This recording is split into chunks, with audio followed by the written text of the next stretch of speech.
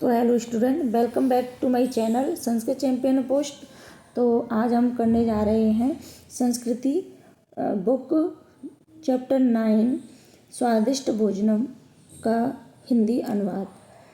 तो इस चैप्टर का आधार है कि किसी की जान को एक झूठ से कैसे बचाया जा सकता है। तो इन्हीं तथ्यों पर आधारित ये कहानी है। तो चलो चलते हैं इनकी इस कहानी को पढ़ते हैं और इसका हिंदी अनुवाद करते हैं।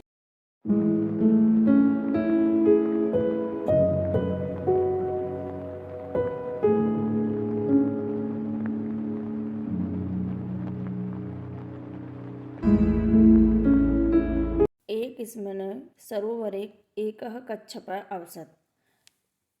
एक तालाब में एक कछुआ रहता था। सरोवरस्य तटे एकस्मिन् वृक्षे एकः उलूकः वसति स्म। और उसी तालाब के तट पर किनारे पर एक वृक्ष था, उसमें एक उल्लू रहता था। तयोः मैत्री अभवत् और उन दोनों की गहरी मित्रता थी। एकस्मिन् दिने यदा तौ परस्परं वार्तालापं कुरुतः स्म तदैव एकः व्याघ्रः तत्र आगच्छत्। एक दिन वो दोनों आपस में वार्तालाप कर रहे थे, यानी बातचीत कर रहे थे। तभी एक व्याघ्र यानी शेर वहाँ आता है। त्वं दृष्ट्वा उलूकः उच्चे अवदत् धाव इतः शीघ्रं मित्रम्। तभी उल्लू को व्याघ्र क्या है दिखाई देता है। ऊंचे स्वर में वह बोलता है, धाव इतः यानी दौड़ो शीघ्रं मित्र, शीघ्र दौड़ो मित्र। उलूकः तु शीघ्रम् उड्य वृक्षस्य शाखायाम् उपविशतः। उल्लू जो था वो उड़कर शाखा पर, वृक्ष की जो टहनी थी, शाखा यानी टहनी पर जाकर बैठ गया। किंतु कच्छपः तो शनि शनि गच्छति। किंतु कछुआ तो धीरे धीरे चलता है। अतः व्याघ्रेण सगृहीत। तो व्याघ्र क्या करता है, कछुए को पकड़ लेता है। तदा व्याघ्रः अचिंत्यत। अब व्याघ्र सोचता है, अद तु अहम अस्य कच्छपस्य शरीरेण स्वादिष्ट भोजनम खादिष्यामि। आज मैं इस कछुए के शरीर का स्वादिष्ट भोजन करूँगा या फिर खाऊंगा।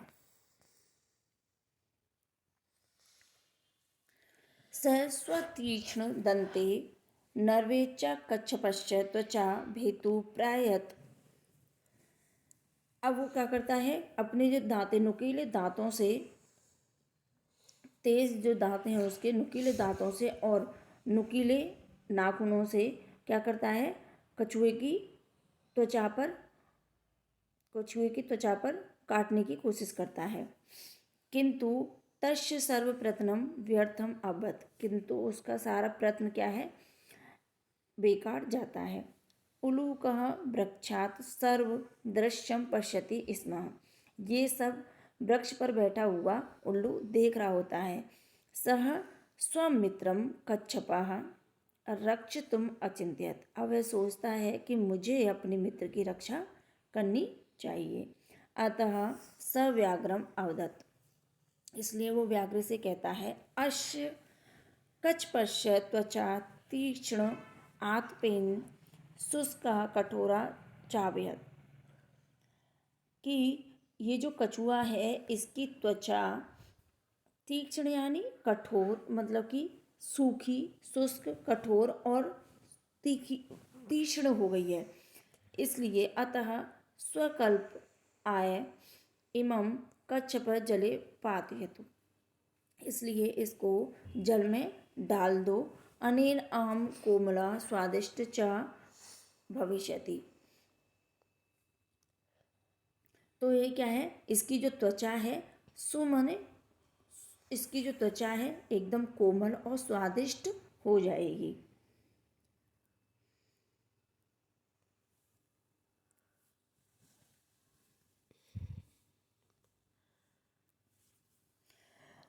उलूकस्य वचनं सत्यम अथवा स व्याघ्रम एवमेव अकरोत्। अब क्या है, उल्लू के वचनों को सुनकर व्याघ्र ऐसा ही करता है जैसे उल्लू कहता है। स कच्छपः जले अपातयत्। और वो कछुए को पानी में डाल देता है। कच्छप मध्ये निलीनः अभवत्। अब कछुआ क्या करता है, सरोवर के बीच में जाके छिप जाता है। व्याघ्र तो भोजनस्य प्रतीक्षायां तत्र एव अतिष्ठत्, किंतु कच्छपः पुनः जलात् बहिः नागच्छत्। व्याघ्र जो है वहीं पर बैठकर उसने अपने भोजन का क्या करता है, इंतजार करता है, किंतु कछुआ वहाँ से निकलकर नहीं आता, जल में से बाहर नहीं निकलता है और वो छुप जाता है। उल्लूकः वृक्षात् उपरि अवदत्। अब जो वृक्ष पर बैठा हुआ उल्लू कहता है, भो मातुल, हे मामा, भोजनम स्वादिष्टम आसीत न वा। जो भोजन था वो बहुत स्वादिष्ट था ना।